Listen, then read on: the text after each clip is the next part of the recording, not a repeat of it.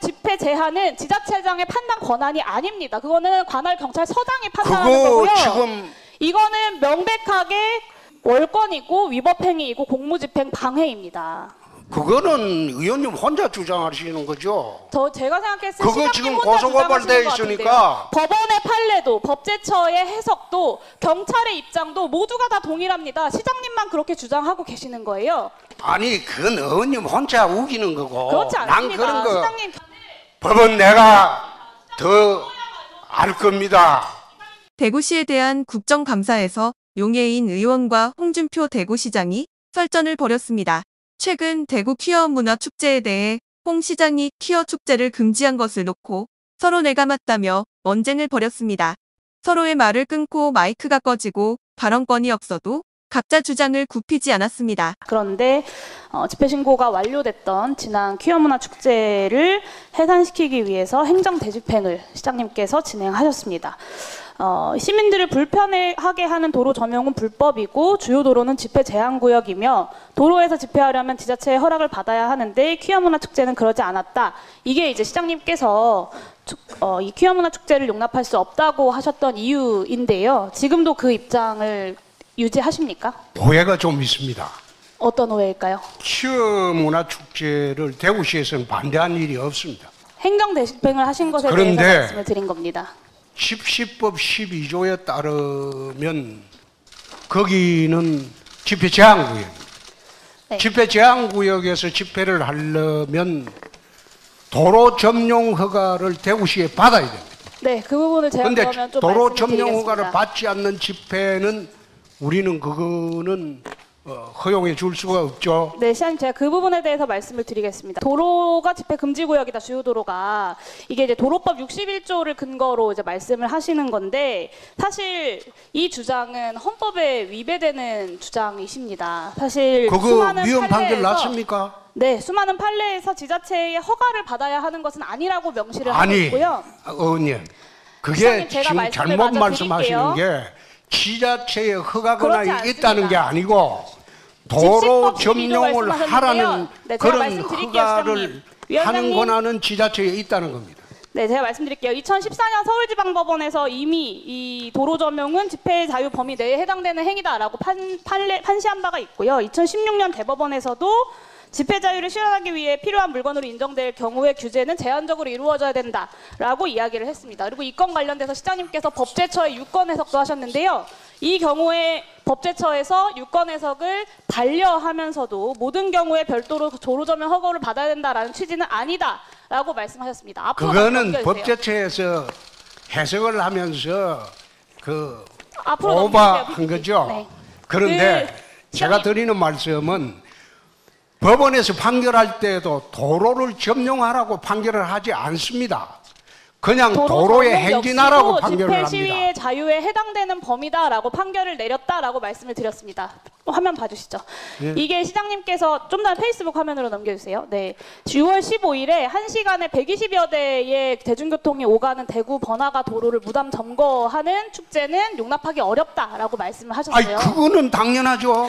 그래요. 맞습니다. 그것이 시장님의 주장이신데요. 제가 반론을 좀 제기를 해볼게요.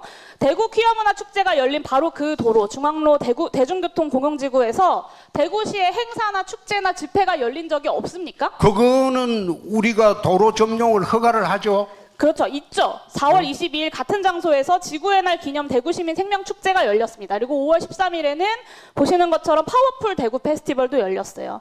그러니까 1시간에 120여 대의 대중교통을 막고 도로를 점용해도 되는데 퀴어 문화 축제만 안 되는 이유는 무엇입니까? 안 되는 이유가 아니고 퀴어 문화축제를 하려면 대구시에 도리공원에도 있고 다른 곳도 많습니다. 그런데 왜 유독 주말에 버스 통행 빈번한 곳에 그걸 도로를 점거하고 축제를 하겠다는 겁니다. 주말에 버스 도로를 점용하고 행사를 하는 사례가 저렇게 많은데 퀴어 문화 축제만 안 되는 이유를 시민들께서 퀴어 문화 납득하실 축제만 수 안 되는 있겠습니까? 이유가 아니고 퀴어 문화 축제만 그렇게 하지 주말을 말고 하셨잖아요. 그 퀴어 문화 축제는 인원도 소규모 인원이잖아요.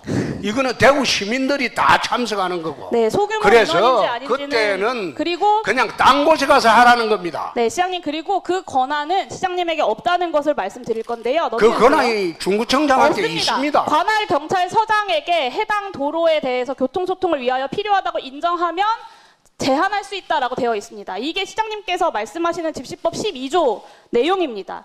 잘 살펴보시면 주요 도로에서의 집회 또는 시위에 대해서 교통소통을 위하여 필요하다고 인정하면 이라고 써 있습니다. 주요 도로니까 집회를 제한한다라는 건 집시법을 저는 잘 아실 법한 시장님께서 하실 말씀은 자치단체장은요 이거하고 별도로 도로 점용에 대한 인허가권이 있습니다. 아까 집시법 그런데 경찰의 이런 권한이 자치단체장의 도로 점용 허가 여부를 제한하지 않습니다. 시장님 같이 아까 있습니다. 집시법 12조 말씀하셨고요. 그리고 말씀하신 그 도로 점용에 대한 신고는 집회 시위의 경우는 해당되지 않는다라는 여러 판례를 말씀드렸습니다. 그렇기 때문에 집회 제한은 지자체장의 판단 권한이 아닙니다. 그거는 관할 경찰서장이 판단하는 거고요. 지금 이거는 명백하게 월권이고 위법행위이고 공무집행 방해입니다. 그거는 의원님 혼자 주장하시는 거죠? 제가 생각했을 때 그거 지금 고소고발돼 있으니까 법원의 판례도 법제처의 해석도 경찰의 입장도 모두가 다 동일합니다. 시장님만 그렇게 주장하고 계시는 거예요.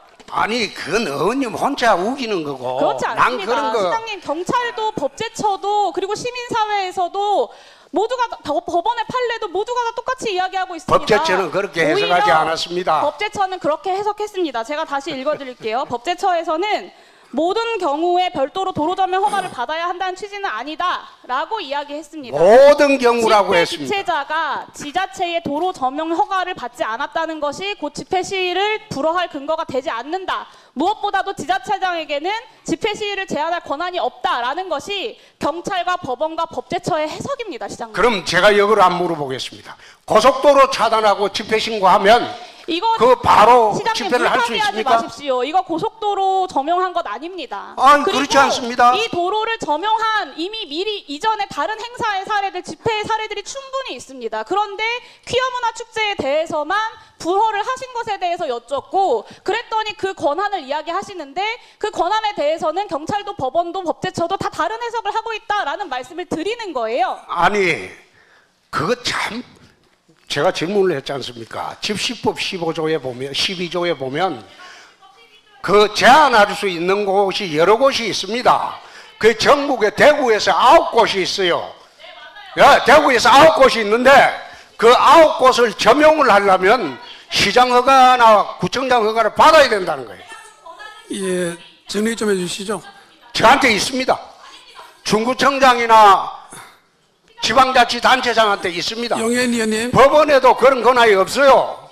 법원은 그냥 행진하라는 권한만 있지. 자, 정리해 그런 권한 주시고요. 없어요. 용현 의원님, 보충 질의 시간을 이용해 주시죠. 법은 내가 더 알 겁니다. 국민의힘 권성동 의원은 홍 시장 편을 들었습니다. 권 의원은 대구시가 이미 집회를 해서 안 된다고 의사를 표시한 상황인데 집회 주최자가 도로 점용 허가도 안 났는데 축제를 열었다면서 집회 시위는 이미 과도하게 열리고 있다. 장소도 그렇고 퇴근길에도 하고 소음도 심하다고 잠시 주목해 주시길 바랍니다. 구독자분들에게 특별 선물을 준비했는데요. 제가 항상 여러분들께 강조드리는 말씀이 있습니다. 이슈와 뉴스만 꾸준히 챙겨보셔도 충분히 돈을 벌 수 있다고 말씀드리는데요. 여기 보이시는 채널의 영상을 보시면 어떤 생각이 드나요? 그냥 눈에 보이시는 뉴스와 영상만 보시고 아무 생각이 없으신가요? 그렇다면 저는 잘못된 것이라고 말씀드리고 싶습니다.